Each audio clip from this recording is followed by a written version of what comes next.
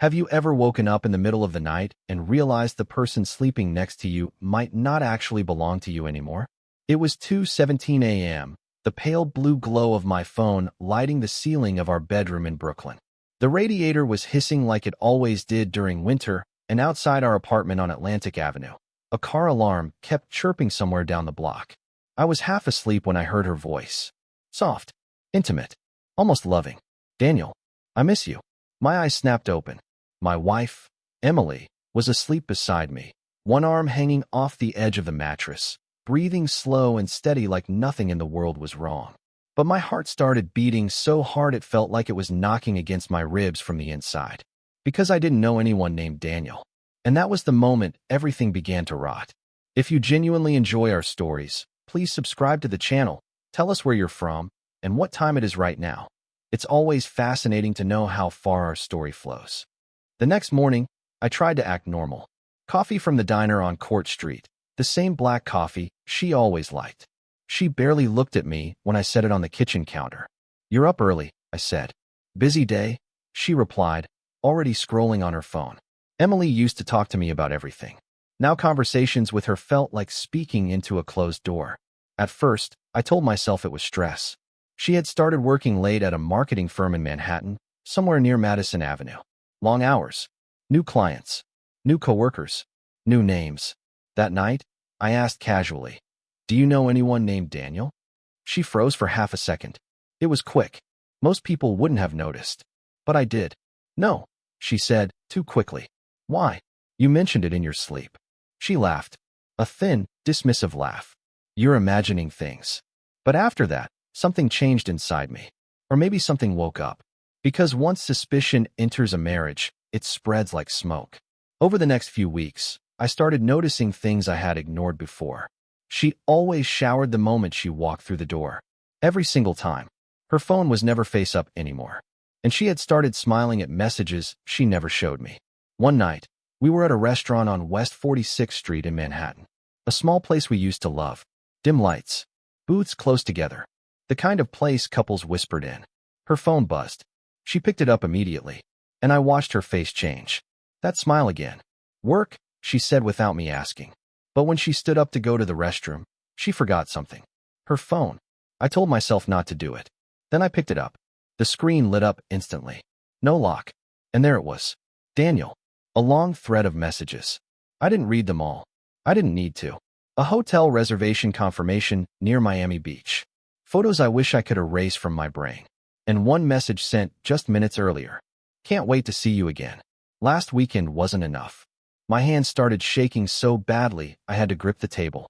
When she came back, I was still holding the phone. Her face went pale. For a moment, neither of us spoke. Then she sighed. Not guilty. Annoyed. "Well," she said, "I guess you found out." No apology. No panic. Just irritation. "You're cheating on me," I said quietly. "It's not that simple. That's what they always say." "It's been months," she continued, like she was explaining a schedule conflict. "And honestly, you've been distant for years." I stared at her. I had never felt so small in my life. She leaned forward and lowered her voice. "You should just let this go. Let it go.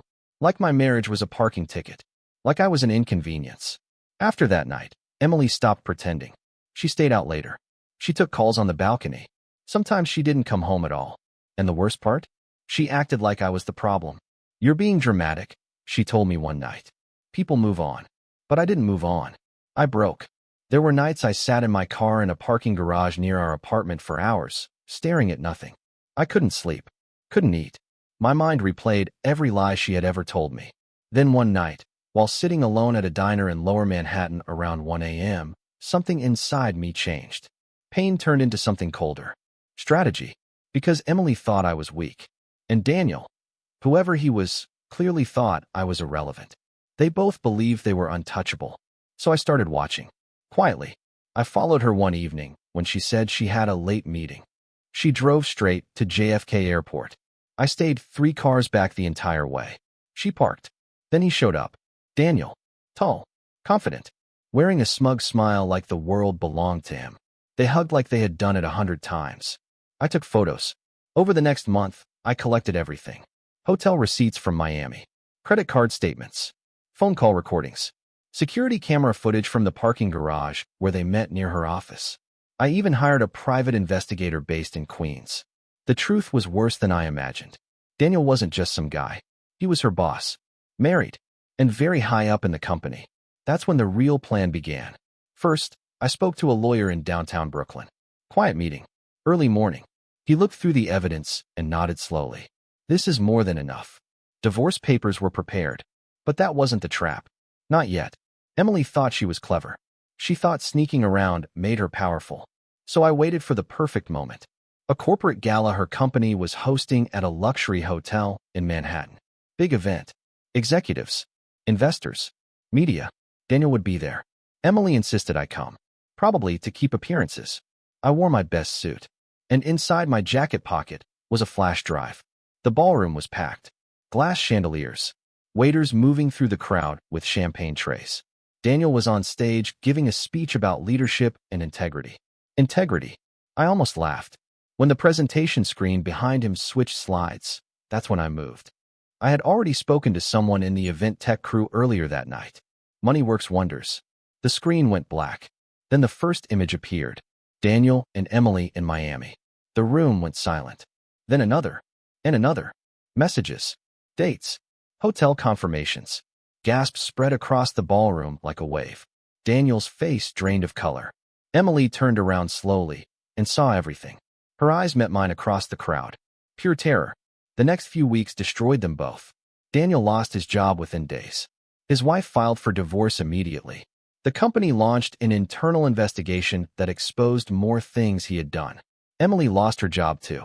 And when the divorce court session finally happened in Brooklyn months later, the evidence spoke louder than anything she could say.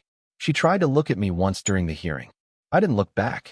By the time everything ended, she had lost her career, her reputation, most of her friends, and the apartment we once shared. The last time I saw her was outside the courthouse on a gray winter afternoon. She looked smaller somehow, like the arrogance had been drained out of her. She opened her mouth like she wanted to say something. I kept walking. Now I live in a different part of the city, a quieter place near the East River. Nights are calmer. But sometimes, around 2 a.m., when the city is quiet and the radiator starts hissing again, I remember the exact moment my wife whispered another man's name in her sleep, and how that single word buried her life forever.